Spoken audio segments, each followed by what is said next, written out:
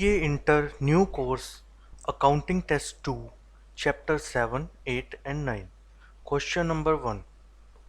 Akash Limited had 4,000 equity shares of X Limited at a book value of Rs 15 per share, face value of Rs 10 each on 1st April 2020.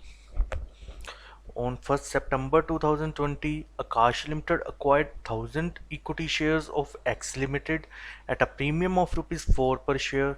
X Limited announced a bonus and right issue for the existing shareholders. तो सबसे पहले आकाश limited के पास में x limited के 4,000 shares हैं जो उन्होंने 15 रुपये पे बुक किए हुए थे। उसकी फेस वैल्यू 10 है और उसके बाद में 1 सितंबर 2020 को उन्होंने 1,000 शेयर्स और एक्वायर कर लिए 14 रुपये के हिसाब से, यानी 4 पे प्रीमियम यानी 14 रुपये के हिसाब से। फिर उन्होंने बोनस और राइट इश्यूज अनाउंस किए हैं एक्स लिमिटेड ने। देखते हैं उसकी क्या क्या टर्म्स हैं। The terms of bonus and right issue were bonus was declared at the rate of 2 equity shares for every 5 equity shares held on 30th September। ठीक है, तो जो बोनस शेयर्स हैं वो 2 शेयर दिए जाएंगे हर एक 5 शेयर्स के बदले। जितने 30 सितंबर तक आपके शेयर्स हैं उसको 5 से डिवाइड करेंगे और 2 से मल्टीप्लाई करेंगे तो उतने शेयर्स आपको बोनस में दिए जाएंगे। राइट शेयर्स के लिए वो बोल रहे हैं right shares are to be issued to the existing shareholders on 1st December 2020. The company issued 2 right shares for every 7 shares held at 25% premium. No dividend was payable on these shares, the whole sum being payable by 31st December 2020. तो उन्होंने कहा कि जो right shares हैं वो existing share holders को दिए जाएंगे 1 दिसंबर 2020 को। तो वो किस तरह से दिए जाएंगे? 2 शेयर्स दिए जाएंगे हर एक 7 हेल्ड किए हुए को, जो कि 25% प्रीमियम के ऊपर दिए जाएंगे। तो इनके ऊपर डिविडेंड नहीं दिया जाएगा और 31 दिसंबर तक सारा सम पेएबल हो जाएगा। Existing share holders were entitled to transfer their rights to outsider either wholly or in part. जो एग्जिस्टिंग शेयर होल्डर्स हैं जिनको राइट के शेयर्स मिलेंगे वो चाहे कि अपने सारे शेयर्स बेच सकते हैं बाहर, सारे राइट्स बेच सकते हैं, चाहे आधे बेच सकते हैं, चाहे सारे ले भी सकते हैं। तो आकाश लिमिटेड ने क्या किया, जो 50% राइट्स हैं वो तो बेच दिए 8 रुपये के हिसाब से और बाकी जो है एक्वायर कर लिए। Dividend for the year ended 31st March 2020 at the rate of 20% was declared by the company and received by Akash Limited on 20th of January 2021। तो 31 मार्च 20 यानी जो साल गया है उसमें उन्होंने 20% का जो है डिविडेंड डिक्लेयर किया था, जो कि 20 जनवरी 2021 को इनको मिला है आकाश लिमिटेड को। उसकी भी एंट्री डालनी पड़ेगी। On 1st of Feb 2021 Akash Limited sold half of its shareholdings at a premium of 4 per share। 14 रुपये के हिसाब से इन्होंने बेच दी। The market price of share on 31st March 2021 was rupees 13 per share। Market price 13 पर share पे close हुआ था। You are required to prepare investment account of Akash Limited for the year ended 31st March 2021. Determine the value of shares held on the date assuming the investment as current investment। तो current investment market price और NRV whichever is lower के हिसाब से चलता है। Let's see किस हिसाब से इन्होंने किया है। सबसे पहले तो इनके पास जो शेयर्स हेल्ड थे वो लिख लिए, नंबर ऑफ शेयर्स और अमाउंट में 14 रुपये के हिसाब से, सॉरी 15 रुपये के हिसाब से उसको मल्टीप्लाई करके 60,000 आ गया। फिर उन्होंने 1 सितंबर को 1000 शेयर और एक्वायर किए थे 14 रुपये के हिसाब से, वो हमने लिख लिए। फिर उनको 30 सितंबर को जो बोनस मिला था, बोनस फ्री में मिलता है, तो उन्होंने कहा था कि हर 5 के बदले में 2 शेयर्स देंगे, तो 5000 शेयर्स हेल्ड कर रहे थे, 2000 शेयर्स इनको और मिल गए। उसके बाद में राइट इशू किए थे, हर 7 के बदले में 2 शेयर्स देने थे, लेकिन इन्होंने 1000 शेयर्स जो हैं 50% होल्डिंग्स बाहर ही बेच दी और 50% यानी 1000 शेयर्स ले लिए। तो वो इन्होंने 25% प्रीमियम के ऊपर लिए थे। तो 10 रुपये का 25% होता है 2.5, तो 12.5 रुपये के हिसाब से 12,500 रुपये हमने यहाँ पे लिख लिया। तो ये तो हमने परचेज करी है। उसके बाद में इन्होंने कहा कि बैंक ने इनको डिविडेंड भी दिया है। डिविडेंड का क्या है देखते हैं। Dividend for the year ended 31 मार्च यानी पिछले साल का, ये हम 2021 का अकाउंट बना रहे हैं। ये 2021 का अकाउंट है, 31 मार्च 2021। 2020 को हमारे पास में 4000 शेयर्स थे, सितंबर में 1000 शेयर और एक्वायर कर लिए, तो हमें जो डिविडेंड मिला है वो मिला है 5000 शेयर्स के ऊपर। 5000 इंटू 10 इंटू 20%, तो ये हो गया 50,000 का 20%। तो हमें टोटल 10,000 का डिविडेंड मिला है, लेकिन 31 मार्च तक हमारे पास सिर्फ 4000 शेयर्स थे। जो 1000 शेयर्स के ऊपर हमें डिविडेंड मिला है वो प्री एक्वायर्ड डिविडेंड है। तो आपको जैसे मालूम ही है, जो पोस्ट एक्वायर्ड डिविडेंड होता है हम उसी को डिविडेंड की इनकम मानते हैं। जो प्री एक्वायर्ड डिविडेंड होता है वो हम हमारी शेयर्स की जो कॉस्ट होती है उसमें से लेस कर देते हैं।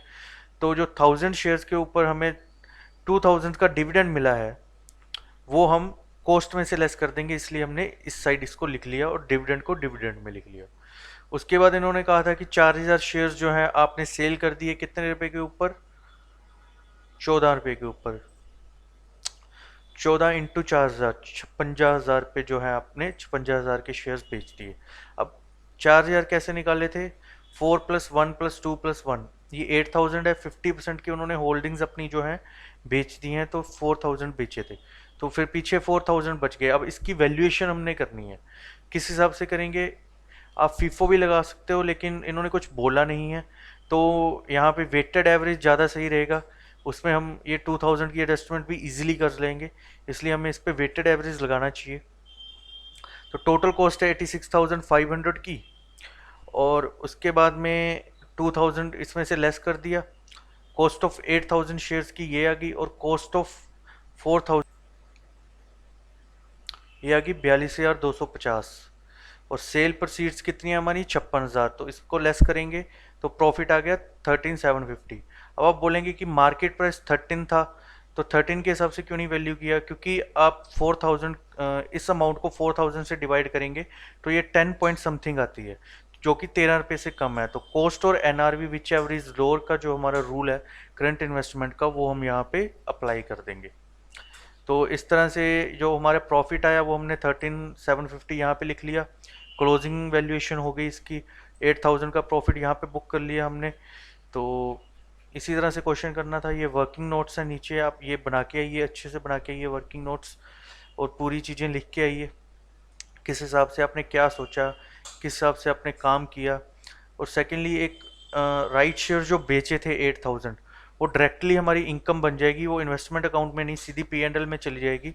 इसलिए ये 8000 को आप ये वाला 8000 मत समझ लीजिएगा, ये बाय चांस सेम आगे अलग अलग हैं। ये डिविडेंड है, वो राइट शेयर का हमारा इनकम है, राइट शेयर की इनकम है। डिविडेंड इन्होंने अलग से, ये देखिए यहाँ पे 8000 निकाला हुआ है डिविडेंड, और ये इन्होंने P&L में इन्होंने क्रेडिट कर दिया। तो इजी क्वेश्चन था, कोई लंबी चौड़ी खास बात नहीं थी। लेट्स सी स्टूडेंट ने किस तरह से इसको किया है। उन्होंने जो हेल्ड किए हुए थे वो सही लिखा है, लेकिन इन्होंने कोई डेट का कॉलम नहीं बनाया, डेट नहीं लिखी। और सेकेंडली बाय BAL, ये प्रेजेंटेशन में चीज़ें काउंट होती हैं, ऊपर कुछ नहीं लिखा कि किसका अकाउंट बना रहे हैं, क्या बना रहे हैं। एक्स लिमिटेड की बुक्स में बना रहे हैं, आकाश लिमिटेड की बुक्स में बना रहे हैं, क्या चीज़ बना रहे हैं। तो सीधा इन्होंने बॉक्स मारे और क्वेश्चन करने की ट्राई की। फिर उन्होंने चलो ये भी सही लिखा है, उसके बाद में बोनस का सही एडजस्टमेंट किया है, राइट का भी सही एडजस्टमेंट किया है। फिर उन्होंने बाय बैंक 1000 शेयर, हाँ जो राइट शेयर्स के हैं वो इन्वेस्टमेंट अकाउंट में ले आए ये 1000 के। तो देखा जाए तो ये 1000 जो है ये हमारे पास शेयर्स थोड़ी थे, ये तो राइट था हमारे पास में। ये कभी हमारे अकाउंट में आए ही नहीं, हमें तो सीधे पैसे मिलेंगे इसके। तो ये पैसे इन्होंने यहाँ से 1000 के शेयर्स कम कर दिए और यहाँ पे 8000 लिख दिया, दोनों एडजस्टमेंट ये गलत कर दी इन्होंने। इसके बाद में सारा क्वेश्चन इनका गलत हो जाएगा। उसके बाद में क्या लिखा हुआ है, बाय बैंक जो डिविडेंड मिला है 8000, चलो ये सही लिखा है, लेकिन प्री एक्वायर्ड डिविडेंड गलत किया है इन्होंने। फिर ये 6000 क्या लिखना चाहते हैं, इसके आगे कुछ लिखा ही नहीं इन्होंने। उसके बाद में 3500 कहाँ से निकाला है ये भी कुछ मालूम नहीं चलता। अच्छा ये 7000 बच गया था इनके हिसाब से, इस वजह से इन्होंने हाफ ऑफ कर दिए। तो कोई वर्किंग नोट्स नहीं बनाया, सीधा सब कुछ कैलकुलेटर पे किया है इन्होंने। और क्वेश्चन भी गलत है, नीचे टोटलिंग नहीं करी, तो प्रेजेंटेशन वाइज भी जीरो और कॉन्सेप्चुअल भी ज़ीरो। तो मेरे हिसाब से इनको हाफ मार्क भी नहीं मिलना चाहिए था, लेकिन प्रैक्टिस करें तो सही कर सकते हैं, क्योंकि देखने से लग रहा है कि इनको थोड़ा बहुत आता है, लेकिन प्रैक्टिस की कमी की वजह से इन्होंने क्वेश्चन गलत किया है। Let's move toward the question number 2। In 2019, Royal Limited issued 12% fully paid debentures of 100 each. Interest being payable half yearly on 30th September and 31st March for every accounting year. On 1st December 2020, Messrs. Kumar purchased 10,000 of debentures at 101 cum interest price, also paying brokerage at the rate 1% of cum interest amount of the purchase. On 1st March 2021, the firm sold all of these ventures at 106 cum price, again paying brokerage of 1% of cum interest amount. Prepare investment account in the books of Mrs. Kumar for the period of 1st December 2020 to 1st March 2021। Easy question है, इसमें तो कुछ करना ही नहीं है, जो जो चीज़ें बोल रहा है उसके हिसाब से आपको चलते जाना है। तो 1 दिसंबर को इन्होंने 10 लाख नॉमिनल वैल्यू के शेयर खरीदे थे, जिसकी वैल्यू यहाँ पे 10,01,100 दी हुई है। तो ये हम देखेंगे किस तरह से की हुई है। इंटरेस्ट 20,000 का ये दे देंगे जिनका ये इंटरेस्ट बनता है, तो वो 2 महीने का इंटरेस्ट बनता है। लास्ट जो इंटरेस्ट है वो हमारा सितंबर में पे हुआ था, 30 सितंबर को पे हुआ था। अक्टूबर और नवंबर 2 महीने का जो इंटरेस्ट है वो अक्रू हुआ है, जो हम अपने पुराने बायर को जो है दे देंगे, और यहाँ पे हम अपना इंटरेस्ट लिख लेंगे। उसके बाद में इन्होंने कहा था कि जो इनके 1 मार्च को जो है ये डिवेंचर्स इन्होंने बेच दिए। 10,000 नॉमिनल वैल्यू के जो डिवेंचर है 999,400 के इन्होंने बेच दिए, और जो इंटरेस्ट है वो 5 महीने का आएगा। सितंबर के बाद से हमें मार्च में जो इंटरेस्ट मिलना चाहिए 31 मार्च को, लेकिन हम बेच रहे हैं 1 मार्च को, तो 6 महीने की जगह 5 महीने का इंटरेस्ट जो है हम अपने सेलर से रिकवर कर लेंगे, और 31 मार्च को 6 महीने का इंटरेस्ट वो वहाँ से क्लेम कर लेगा कंपनी से। तो ऑलरेडी उसकी इनकम हो जाएगी 60,000 माइनस 50,000 10,000, और हमने यहाँ पे 2 महीने का जो है ब्याज दे दिया था, अब हमें पूरा 5 महीने का मिलेगा। तो हमारा टोटल जो ब्याज के ऊपर प्रॉफिट आया वो 30,000 आया, और इन दोनों का जो डिफरेंस आया वो 700 जो है हमें लॉस हो गया है। तो लेट्स सी कि ये कॉस्ट कैसे निकाली है, जो सबसे इंपॉर्टेंट पार्ट है क्वेश्चन का। वर्किंग नोट्स में इन्होंने कॉस्ट निकाली है, cost of 12% debentures on 1 December 2020, जो था 101 रुपये कम राइट प्राइस पे कम इंटरेस्ट पे लिया था इन्होंने। 10,000 इंटू 101, 10,10,000। ब्रोकरेज हमारा खर्चा है, खर्चे में खर्चा ऐड कर देंगे 10,100, और जो इंटरेस्ट का अमाउंट है 20,000 जो पे किया है, क्योंकि ये कम इंटरेस्ट वैल्यू थी, हमें वहाँ पे एक्स लेनी होती है, तो 10,100,000 की अमाउंट आ गई हमारी। उसके बाद सेल प्रोसीड्स जो हैं, sale proceeds of 12% debenture, sale price कितने का 106 रुपये का बेचा है एक डिवेंचर, तो 10,000 इंटू 106, 10,60,000। अब सेल प्राइस हमारी एक तरह से इनकमिंग कैश होता है, तो जो भी खर्चा होगा वो उसमें से लेस हो जाएगा। तो जो ब्रोकरेज है हमारी 1%, 10,60,000 का वो लेस कर देंगे, और ये कम इंटरेस्ट था, इंटरेस्ट हमें अलग से मिल गया है, तो 50,000 वो भी लेस कर देंगे, तो 999,400 की जो हमारे पास में अमाउंट आ गई। ईजी सम था। लेट्स सी स्टूडेंट ने किस तरह से इसको किया है। मेसर्स कुमार इन्वेस्टमेंट अकाउंट, सबसे पहले आंसर ये अब द लाइन नहीं लिखते, यहाँ पे कुछ भी नहीं लिखना होता। आपने एग्ज़ाम जब भी आप देते हो ये पार्ट खाली रहता है, अब यहाँ से शुरू किया कीजिए। और उसके बाद में इन्होंने कुछ ज़्यादा ही सजा दिया है, हमारे पास में इतना टाइम नहीं होता कि हम एक एक चीज़ को इस तरह से लिखें। आप एक लाइन में प्रॉपर लिख के जल्दी जल्दी हाथ चलाने की ट्राई कीजिए। फिर उन्होंने लिखा है 30 सितंबर टू 31 मार्च 12% इंटरेस्ट रिसीव्ड। ओके, तो उन्होंने ट्राई तो अच्छी करी है प्रेजेंटेशन करने की, लेकिन थोड़ा सा आपको अपनी फीलिंग्स के ऊपर भी कंट्रोल रखना पड़ेगा, ऐसे टाइम नहीं वेस्ट करना आपने। फिर उसके बाद 10 लाख की नॉमिनल वैल्यू थी 20,000, ये भी सही निकाला है, लेकिन ये गलत निकाला है। फिर 10 लाख था और ये गलत निकाला है, ये 50। इंटरेस्ट का अमाउंट इन्होंने बिल्कुल सही निकाला है, इंटरेस्ट बिल्कुल सही निकाला है, लेकिन प्रॉफिट एंड लॉस में ये मार्क आ गए। और उसके बाद में इन्होंने वर्किंग नोट्स में बनाया है किस तरह से, 10,10,000 इंटरेस्ट माइनस कर दिया, लेकिन यहाँ पे इन्होंने ब्रोकरेज नहीं माइनस करी। ब्रोकरेज क्यों नहीं माइनस करी, लिख भी रहे हैं लेकिन फिर भी माइनस नहीं करी, या तो कॉन्सेप्ट में दिक्कत होगी, प्रैक्टिस में दिक्कत हो सकती है। उसकी सॉरी ब्रोकरेज ऐड करनी थी इसमें, सॉरी, तो वो की नहीं इन्होंने। उसके बाद में 10,60,000, ठीक, ये सही लिखा है, 50,000 लेस भी कर रहे हैं। जो ब्रोकरेज है वो किस पे लगा रहे हैं, ये ब्रोकरेज 10,600 लगा रहे हैं। ये तो इन्होंने सही किया है, फिर इनका टोटल क्यों नहीं मैच हो रहा।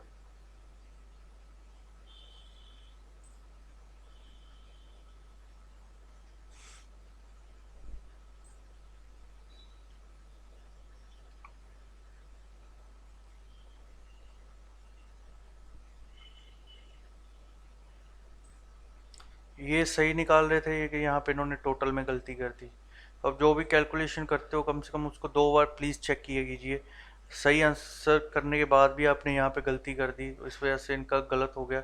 ऐसे भी यहाँ पे कंसेप्चुअली मिस्टेक की वजह से गलत होना ही था, लेकिन ये पार्ट आप एटलीस्ट सही कर सकते थे तो मार्क्स शायद 1-2 नंबर और मिल जाते आपको। Let's see question number 3।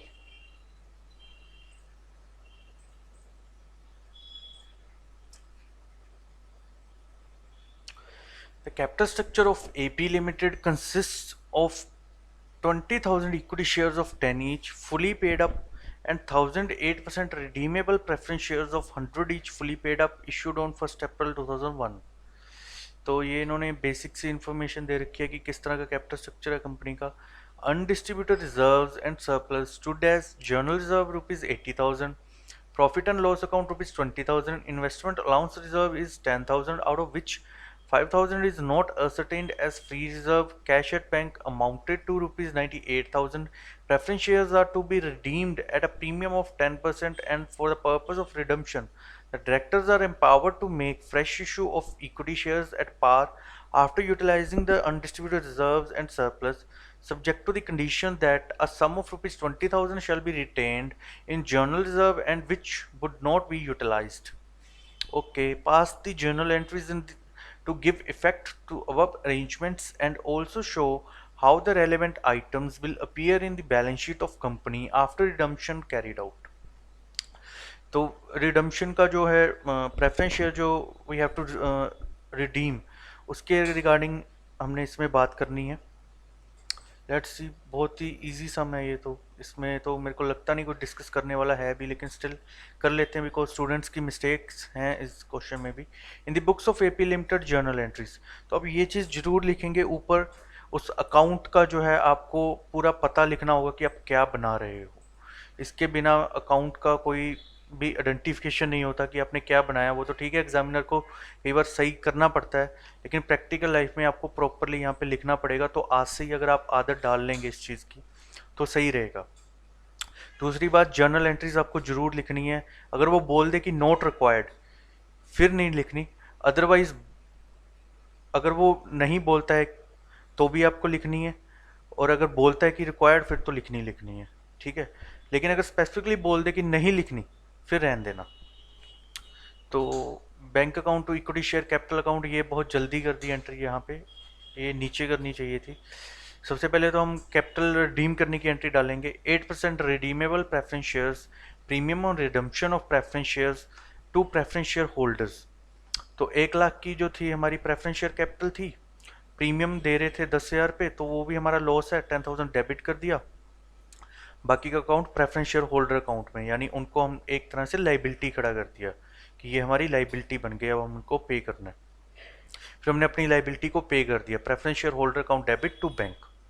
और जो प्रीमियम था उसको हमने पी एंड एल से चार्ज कर लिया। तो जो रिजर्व्स हैं हमारे पास में, reserves P and L investment allowance, उसको हमने कैपिटल रिडम्पशन रिजर्व में ट्रांसफर करना था 75,000, लेकिन हमने कैपिटल कितने की रिडीम करी है, 1 लाख की।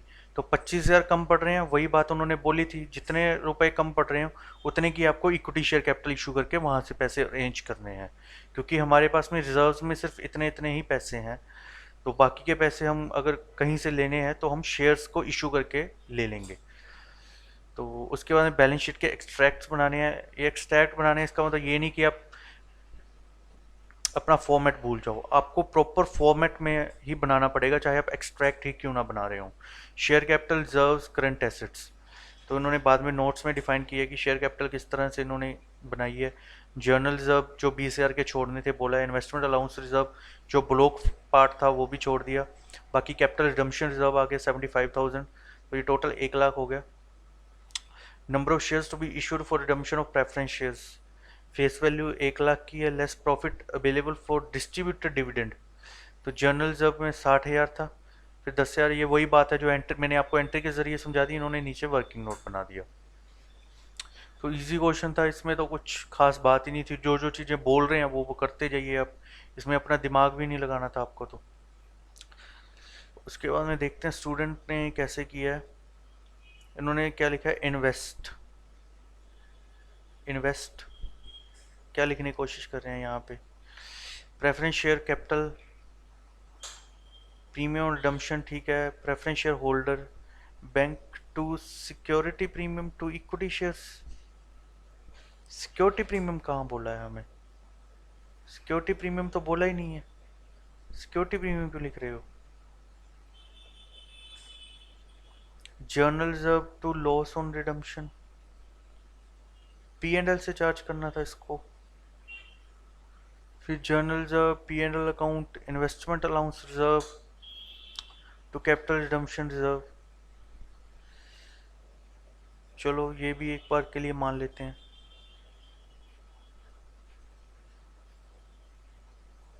पता नहीं किस हिसाब से इन्होंने किया है। उसके बाद में इन्होंने देखो बैलेंस शीट किस तरह से बनाई है, इसको, ये बैलेंस शीट कहीं से लग भी नहीं रही है।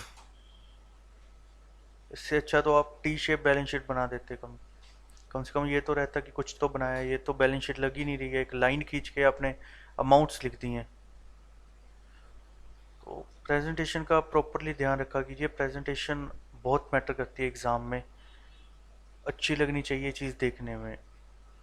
इस तरह की प्रेजेंटेशन अगर सही क्वेश्चन भी हो ना तो भी कटवा देता है आपके number. Question 4, XYZ Limited has issued 1012% convertible debentures of 100 each, redeemable after a period of 5 years. According to the terms and conditions of the issue, the debentures were redeemed at a premium of 5%. The debenture holder also had an option at the time of redemption to convert 20% of their holdings into equity shares of rupees 10 each at a price of rupees 20 per share and a balance in cash.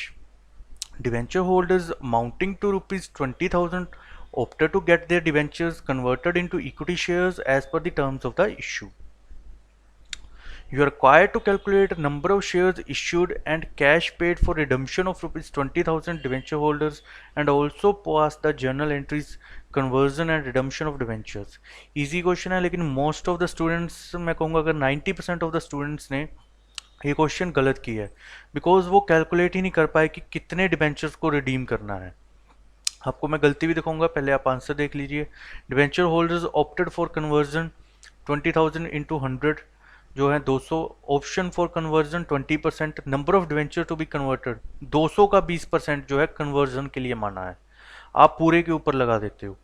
Redemption value of 40 debentures at a premium of 5%, 4200 रुपये आ गया। Equity shares of rupees 10 each issued on conversion, तो ये 10 रुपये के हिसाब से 10 रुपये का इक्विटी शेयर है, 4200/20, 10 रुपये आपका जो है प्रीमियम हो जाएगा, तो 210 शेयर जो हैं आपको दिए जाएंगे, 210 शेयर्स दिए जाएंगे। और नंबर ऑफ डिबेंचर 200 माइनस 40 जो 160 है, 160 को हमने 105 रुपये यानी प्रीमियम के ऊपर कैश में पे कर दिया।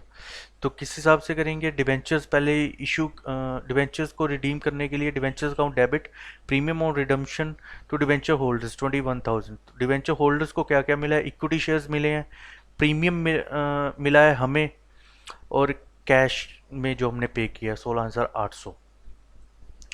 तो इस तरह से आपको एंट्री करनी थी, और मोस्ट ऑफ द स्टूडेंट्स ने ऐसी गलती करी है, इन्होंने पूरे का पूरा 1 लाख के ऊपर ही ये लगा दिया। इन्होंने ये लिखा भी 10 लाख हुआ है वैसे तो, 1 लाख के ऊपर लगा दिया, फिर 5,000 रिडम्पशन पे लगा दिया और डिवेंचर होल्डर्स, उसके बाद में उसको पे कर दिया। कोई इन्होंने वर्किंग नहीं करी इसमें और सीधा सीधा आंसर कर दिया इन्होंने, जो कि गलत है। तो आपको इसको अच्छे से अंडरस्टैंड करना पड़ेगा, अदरवाइज कोई फ़ायदा नहीं है इसको करने का। इतना इजी क्वेश्चन है और 90% स्टूडेंट ने ऐसे ही गलत किया है इसको।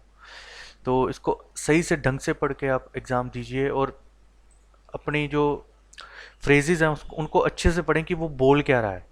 ऐसा नहीं कि सीधा आपने डिवेंचर देख लिया, डिवेंचर वाला आपको आता था और सीधा सीधा कर दिया। वो पूछ क्या रहा है, वो बोल रहा है 20% ऑफ होल्डिंग, सामने से वो बोल रहा है, वो चीज़ आपने इग्नोर करके क्वेश्चन को वैसे कर दिया। ये रटने वाली चीज़ें जो है आपको कम करनी पड़ेंगी। उसके बाद में आता है क्वेश्चन नंबर 5। क्वेश्चन नंबर जो 5 है ये वही रिडम्पशन ऑफ प्रेफरेंस शेयर्स के ऊपर है। तो ये हमने ऑलरेडी बहुत डिस्कस कर लिया, मेरे को लगता नहीं है कि इसमें कुछ भी डिस्कशन करने लायक है। स्टिल अगर आपको इसमें कोई प्रॉब्लम आती है तो आप में कमेंट कर सकते हैं, आप बता सकते हैं। क्वेश्चन नंबर 6 है, वो भी क्वेश्चन नंबर फर्स्ट के जैसा है। शेयर्स जो हैं हमने बोनस इशू हमें मिला था, राइट इशू मिला था, उसमें बस सिर्फ इतना ही उस क्वेश्चन से डिफरेंस है कि इसके जो हमने राइट इशू के पैसे देने हैं वो पार्ट्स में देने हैं, यानी 15 जुलाई को थोड़े से पैसे देने हैं, थोड़े से पैसे हमने 15 सितंबर को देने हैं। तो वो उस हिसाब से हमने यहाँ पे 15 जुलाई को 3,000 रुपये दे दिया और 15 सितंबर को, बस एक इतना सा ही डिफरेंस है। बाकी सारा वैसे का वैसा है, आपको कुछ भी चेंज करने की ज़रूरत नहीं है, उसी की तर्ज पे ये क्वेश्चन बना हुआ है। तो मेरे को लगता है इसको भी हम कुछ ज़्यादा डिस्कस करके कुछ हमें बेनिफिट होगा। फिर आता है question number 7। The summarised balance sheet of spices limited as on 31 March 2021 read as under. Liability दी हुई है, share capital 9,000, equity shares of 10 each, general reserve, debenture redemption reserve 12%, convertible 1,200 debentures of 50 each, unsecured loan, short term borrowings, fixed asset at cost less depreciation, debenture redemption reserve, cash and bank balance, other current assets. The debentures are due for redemption on 1st April 2021. The terms of issue of debentures provided that they were redeemable at a premium of 10% and also conferred option to debentures holders to convert 40% of their holdings into equity shares at a predetermined price of rupees 11 per share and balance payment in cash. Except for debenture holders holding 200 debentures in aggregate, rest of them exercise the option for maximum conversion. The investment realized that rupees 56,000 on sale. All the transactions were taken on 1st April 2021. Premium or redemption of debentures is to be registered against the journal reserve. You are required to redraft balance sheet of Spices Limited as on 1st April 21 after giving effect to the redemption. Show your calculation in respect of number of equity share to be allotted in cash. Payment necessary. उन्होंने एक balance sheet मांगी है और एक calculation मांगी है, तो हम कैलकुलेशन करेंगे। बैलेंस शीट तो सिर्फ उसको एडजस्ट करना होता है आपको, तो वो आप इजीली कर लोगे, उसमें कुछ खास बात नहीं होती। ये देखिए जैसे बैलेंस शीट उन्होंने बनाई हुई है। वर्किंग नोट्स देते हैं। Calculation of number of shares to be allotted. Total number of debenture 1200। The number of debenture not opting for conversion, ये मिक्सचर है क्वेश्चन जो हम ऊपर करके आएंगे, उन्हीं का ये जो क्वेश्चन है समअप है। अब वो क्वेश्चन अच्छे से कर लीजिए, ये क्वेश्चन आपको अच्छे से समझ में आ जाएगा। तो 200 जो है कन्वर्जन के लिए नहीं माने हैं, 1000 माने हैं। 1000 का 40% ऑफ 1000 400। 400 की कितनी वैल्यू है 55 के हिसाब से 22,000। और कितने में शेयर अलॉट कर रहे हैं 11 रुपये में, तो 2000 के शेयर हम 10 रुपये वाले शेयर 2000 दे रहे हैं जिनकी वैल्यू 11 है। 1 रुपये हमारा सिक्योरिटी प्रीमियम आ गया। Calculation of cash to be paid, number of debentures दे रखे हैं less number of debenture to be converted into equity shares. 400 minus कर दिए ऊपर की तरह 800। 800 को 55 से माइनस किया तो 44,000 का हम कैश पे कर रहे हैं। उसके बाद बैलेंस बिफोर रिडम्पशन 86,000 था। ऐड प्रोसीड्स ऑफ इन्वेस्टमेंट 56,000 वो ऐड कर दिया और 4,000 का जो हमने कैश पे किया है वो लेस कर दिया 98,000। तो ये हमारी मेन पार्ट थे जो बैलेंस शीट में है, वो हमने निकाल लिए। बाकी इजी पार्ट है, कोई दिक्कत की बात नहीं है। स्टिल आपको कभी भी किसी क्वेश्चन में प्रॉब्लम आए तो आप हमें कमेंट कीजिए और डाउट सेक्शन में आप डाउट रेज कीजिए। स्टूडेंट ने इसमें गलतियां कर रखी हैं। पहली बात तो फॉर्मेट ही उनका सही नहीं है। Balance sheet as on 1/4/2021। उसके बाद में नोट्स अकाउंट्स का कुछ नहीं बनाया, इनको ये क्वेश्चन आता ही नहीं था इसीलिए इन्होंने इस तरह से बनाया। खुली टूटी फूटी बैलेंस शीट है, तो ध्यान रख के आप काम किया कीजिए, प्रैक्टिस किया कीजिए इसको। Thank you for watching the video. Thanks very much.